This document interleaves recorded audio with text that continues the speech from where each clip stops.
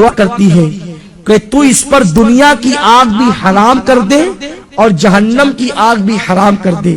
وہ نوجوان کہتا ہے وہ اللہ سے ڈرنے والی بندی کی دعا کا اثر ہے کہ جیسے میں آگ میں ہاتھ ڈال دیتا ہوں تو آگ میرے ہاتھوں پر اثر نہیں کرتی، اس کی دعا میں اتنی تاثیر کہ اس نے مجھے دعا دے دی تو میں دنیا کی آگ کو پکڑتا ہوں تو آگ میرے ہاتھوں پر اثر نہیں کرتی۔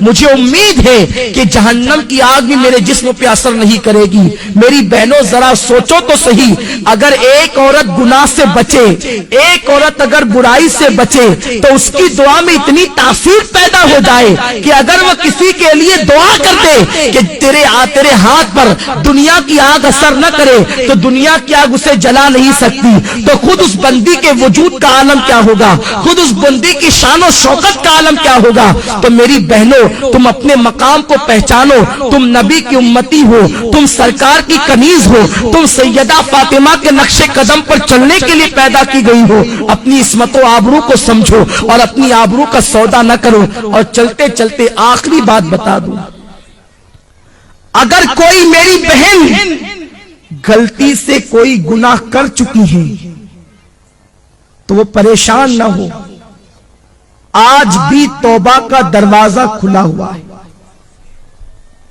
صدق دل سے توبہ کر لو۔ ابھی تھوڑی دیر کے بعد یہاں پر دعا ہوگی، ذکر ہوگا، اس میں چند آنسو بہا کے توبہ کر لو، اللہ تمہاری توبہ کو قبول فرما لے گا۔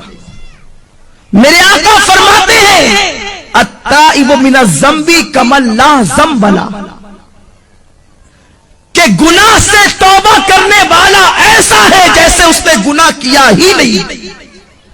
اور اللہ فرماتا ہے واللہ یحب التوابین، کہ بے شک اللہ تبارک و تعالی توبہ کرنے والوں کو اپنا محبوب بنا لیتا ہے۔ ان اللہ یحب التوابین، بے شک اللہ توبہ کرنے والوں کو اپنا محبوب بنا لیتا ہے۔ تو میری بہنوں توبہ کر لو، توبہ کا دروازہ اب بھی کھلا ہے۔ اگر فلمیں دیکھ کر یا ڈرامے دیکھ کر یا پارکوں میں جا کر یا کہیں پر کوئی خطا ہو گئی ہو تو آج صدق دل سے توبہ کر لو، انشاءاللہ اللہ تمہاری توبہ کو قبول فرمائے گا۔ آئیے اس سلسلے میں ایک بات میں تمہارے سامنے اور پیش کر دوں کہ توبہ اللہ اپنے بندوں کی قبول کرتا ہے، مگر توبہ نام کس چیز کا ہے؟ کانوں کو پکڑنے کا نام توبہ نہیں، گالوں کو پیٹنے کا نام توبہ نہیں۔ توبہ کہتے اسے ہیں ایک مرتبہ اپنے اللہ سے دل ہی دل میں عہد کر لیا کہ مولا اب میں کبھی گناہ نہیں کروں گی، دوبارہ آندھی آئے طوفان آئے قیامت آ جائے مگر تم دوبارہ اس گناہ کی طرف نہ جاؤ، اسی کا نام سچی توبہ ہے۔ اور سچی توبہ کرنے والوں کا مقام بہت بلند ہو جاتا ہے، اس کا مرتبہ بہت بڑا ہو جاتا ہے۔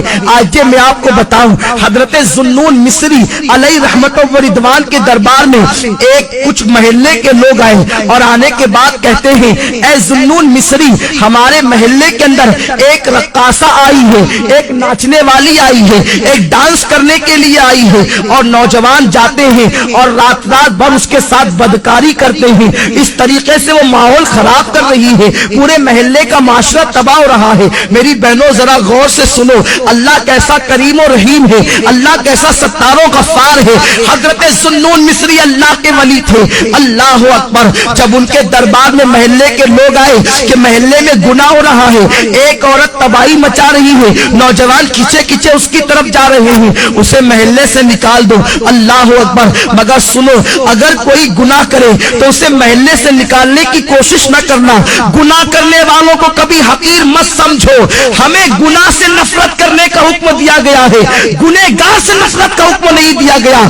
ہمیں مرض سے نفرت کا حکم دیا گیا ہے، مریض سے نفرت کا حکم نہیں دیا گیا۔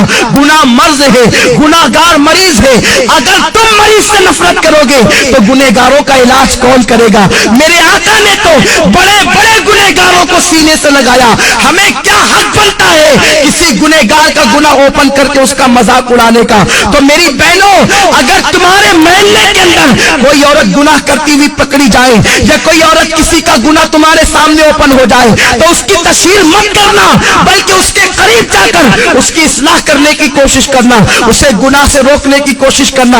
حضرت ذوالنون مصری کی بارگاہ میں محلے کے لوگ آ کر کہتے ہیں اس رقاصہ کو نکال دو۔ اس زمانے کے لوگ کتنے حساس تھے، کتنے متقی اور پرہیزگار تھے کہ ایک عورت گناہ کرنے کے لیے آئی تھی، پورا محلہ مخالفت کر رہا تھا۔ یہاں تو پورا محلہ کے محلہ گناہ کرتا ہے، کوئی مخالفت کرنے والا نہیں، کوئی منع کرنے والا نہیں۔ بہرحال حضرت ذوالنون مصری نے فرمایا وہ عورت فاحشہ ہے نا، وہ عورت بدکارہ ہے نا، وہ عورت زنا کرواتی ہے، وہ عورت بدکاری کرتی ہے، ٹھیک ہے تم چلے جاؤ، انشاءاللہ میں اس کا علاج کر دوں گا۔ اس کے بعد حضرت ذوالنون مصری رحمت اللہ تعالی علیہ جاتے ہیں اور جانے کے بعد اس کے دروازے پر بیٹھ جاتے ہیں۔ جب اس کے دروازے پر بیٹھ جاتے ہیں محلے کے جتنے لڑکے آتے ہیں ذوالنون مصری جیسے ولی کو دیکھ کر بھاگ جاتے ہیں۔